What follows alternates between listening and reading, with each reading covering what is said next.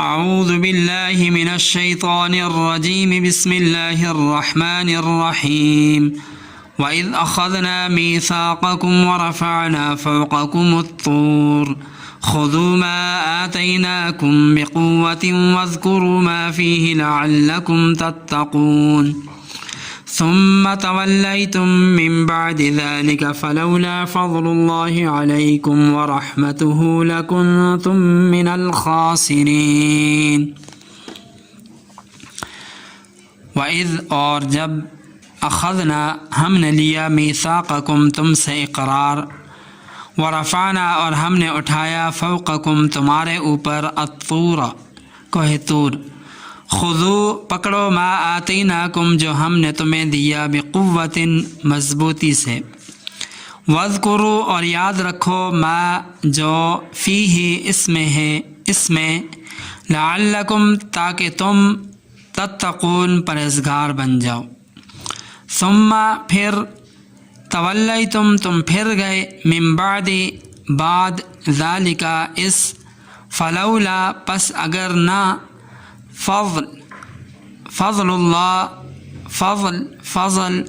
اللہ علیکم تم پر، ورحمتہ اور اس کی رحمت، لکنتم تو تم تھے من سے الخاسرین نقصان اٹھانے والے۔ وَإِذْ أَخَذْنَا مِيثَاقَكُمْ وَرَفَعْنَا فَوْقَكُمُ الطُّورَ اور اس واقعے کو یاد کرو جب ہم نے تم سے پختہ عہد لیا، وَرَفَعْنَا فَوْقَكُمُ الطُّورَ اور ہم نے تمہارے اوپر طور کو بلند کیا، خُذُوا مَا آتَيْنَاكُمْ بِقُوَّةٍ جو کچھ ہم نے دیا اسے مضبوطی سے پکڑو، وَاذْكُرُوا اور یاد کرو ما فیہ جو کچھ اس میں ہے، لعلکم تتقون تاکہ تم متقی بن جاؤ۔ ثم تولیتم من بعد ذالک پھر تم اس کے بعد پھر گئے، فلولا فضل اللہ علیکم ورحمتہ لکنتم من الخاسرین پس اگر اللہ تعالیٰ کا فضل اور اس کی رحمت تم پر نہ ہوتی تو تم نقصان اٹھانے والوں میں ہو جاتے۔ ان آیات کے اندر بنی اسرائیل کی بعض خرابیوں کا ذکر ہے۔ ماقبل آیات کے اندر قانون نجات کی تفصیل بیان کی گئی کہ نجات کسی خاص فرقے کے ساتھ مخصوص نہیں بلکہ اس کا دار و مدار ایمان باللہ، ایمان بالآخرہ اور اعمال صالحہ پر ہے۔ آیات زیر درس میں بنی اسرائیل کی توجہ اس واقعے کی طرف دلائی جا رہی ہے جس میں اللہ تعالیٰ نے ان سے وعدہ لیا تھا کہ جو کتاب تمہیں دے رہا ہوں اس کے احکامات کی پابندی کرو گے، مگر وہ کہنے لگے کہ یہ احکام تو بڑے مشکل ہیں، ہم عمل نہیں کر سکتے۔ تو اللہ تعالیٰ نے انہیں ڈرانے کے لیے ان کے سروں پر کوہ طور کو کھڑا کر دیا۔ تو اسی پس منظر میں فرمایا وَإِذْ أَخَذْنَا مِيثَاقَكُمْ اس واقعے کو یاد کرو جب ہم نے تم سے پختہ عہد لیا۔ مفسرین فرماتے ہیں کہ جب بنی اسرائیل کو فرعون کی غلامی سے نجات حاصل ہو گئی، فرعون اور اس کے تمام لشکر ہلاک ہو گئے، تو بنی اسرائیل نے خود موسیٰ علیہ السلام سے فرمائش کی کہ ہمارے لیے کوئی شریعت، کوئی قانون ہو جس کی ہم پابندی کریں۔ تو اس کے جواب میں اللہ تعالیٰ نے ان کو تورات عطا فرمائی، مگر وہ طرح طرح کے حیلے بہانوں سے اس کے احکامات کو ٹالنے کی کوشش کرنے لگے۔ جب انہوں نے صریح احکام کی خلاف ورزی شروع کر دی، حالانکہ اللہ تعالیٰ نے بنی اسرائیل سے اس کتاب پر عمل کرنے کا پختہ عہد لیا تھا، چنانچہ اسی کو فرمایا وَإِذْ أَخَذْنَا مِيثَاقَكُمْ وَرَفَعْنَا فَوْقَكُمُ الطُّورَ کہ ہم نے تمہارے اوپر طور کو بلند کیا۔ جیسے کہ الفاظ سے ظاہر ہے، مطلب بالکل واضح ہے کہ اللہ تعالیٰ نے طور کو اٹھا کر ان کے سروں پر سائے کی طرح کھڑا کر دیا تھا، اور یہ اتنی خوفناک صورتحال تھی کہ پہاڑ کسی بھی وقت ان پر گر کر ان کو چکنا چور کر سکتا تھا۔ ان حالات میں اللہ تعالیٰ نے بنی اسرائیل سے پوچھا کہ تم تورات کے احکام پر عمل کرو گے یا نہیں؟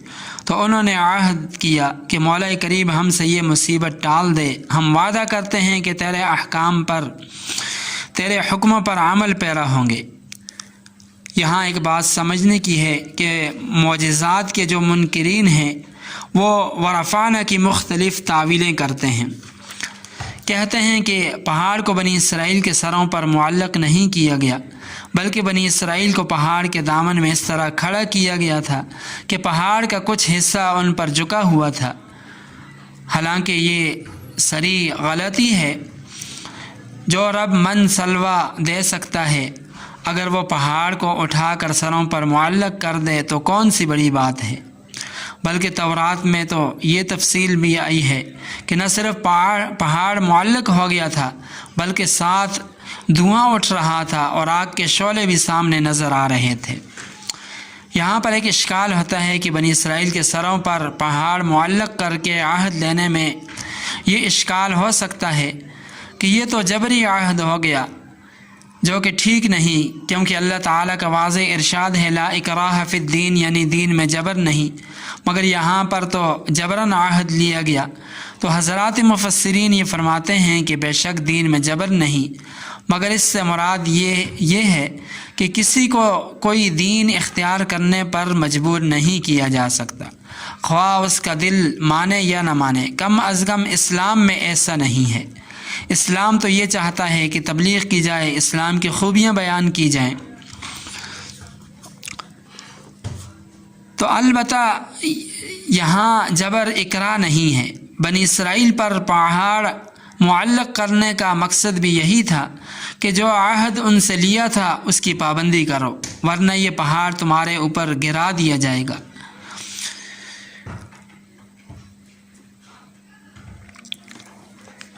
یعنی پہلے انہوں نے از خود کتاب مانگی اور پھر کتاب کے احکامات پر عمل پیرا نہ ہو کر انہوں نے بغاوت کی، تو اس بغاوت، اس جرم کی پاداش میں ان پر پہاڑ معلق کر کے ان سے کہا گیا کہ اس پر عمل کرتے ہو یا نہیں۔ آگے اللہ تعالیٰ فرماتے ہیں خذوا ما آتیناکم، جب اللہ تعالیٰ نے بنی اسرائیل سے عہد لیا اور انہوں نے اس کی پابندی کا اقرار کیا، تو اللہ تعالیٰ نے فرمایا خذوا ما آتیناکم بقوہ، جو کچھ ہم نے دیا ہے اسے مضبوطی سے پکڑ لو، واذکروا ما فیہ، اور جو کچھ اس میں ہے اسے یاد کرو، یعنی اس کو پڑھتے پڑھاتے رہو۔ یہ قرآن کریم قانون خداوندی ہے، سنت رسول اس کی شرح ہے، مگر آج کتنے لوگ ہیں جو قرآن و سنت سے فیضیاب ہوتے ہیں۔ اس آیت میں بنی اسرائیل کو خطاب کر کے ہمیں یہ بات سمجھائی جا رہی ہے کہ جو کچھ قرآن کریم میں قانون نازل ہوا ہے اسے یاد کرو، اسے خود پڑھو، دوسروں کو پڑھاؤ، اس کی تشہیر کرو، تاکہ قانون کی تفصیلات عوام الناس تک پہنچ سکے۔ جس طرح ایک عام دنیاوی حکومت کے قانون کی تشہیر ضروری سمجھی جاتی ہے، اسی طرح اللہ تعالیٰ کے قانون قرآن پاک کو عام کرنا بھی ہمارے فرائض میں داخل ہے۔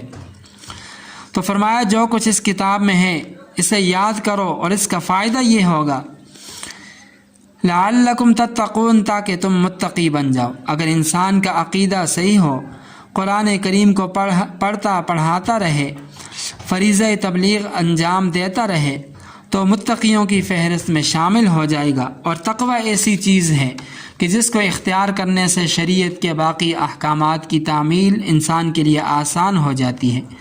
اسی لیے قرآن کریم کی ابتدا ہی میں فرمایا ھدی للمتقین۔ تو بہرحال بنی اسرائیل کے متعلق فرمایا کہ اے بنی اسرائیل، اللہ تعالیٰ سے پختہ عہد کرنے کے بعد ثم تولیتم من بعد ذلک، تم اس کے بعد اس عہد سے پھر گئے، اسے پورا نہیں کیا۔ اور اس کے باوجود فرمایا فلولا فضل اللہ علیکم ورحمتہ، اگر اللہ تعالیٰ کا فضل اور اس کی رحمت تمہارے شامل حال نہ ہوتی، لکنتم من الخاسرین، تو تم نقصان اٹھانے والوں میں ہوتے، فوراً ہلاک ہو جاتے اور تمہیں دوبارہ موقع بھی نہ ملتا۔ تو یہ اللہ تعالیٰ کا خاص فضل ہے کہ وہ تمہیں بار بار موقع دے رہا ہے کہ اب بھی سمجھ جاؤ اور راہ راست پر آ جاؤ، وگرنہ اللہ تعالیٰ تمہاری کوتاہیوں اور غلطیوں کی طرف دیکھے تو فوراً ہلاک کر دے اور توبہ کا موقع بھی تمہیں نہ مل سکے۔ اللہ تعالیٰ سے دعا ہے اللہ تعالی ہم سب کو قرآن مقدس کے احکامات پر عمل پیرا ہونے کی توفیق عطا فرمائے۔ وآخر دعوانا ان الحمد للہ رب العالمین۔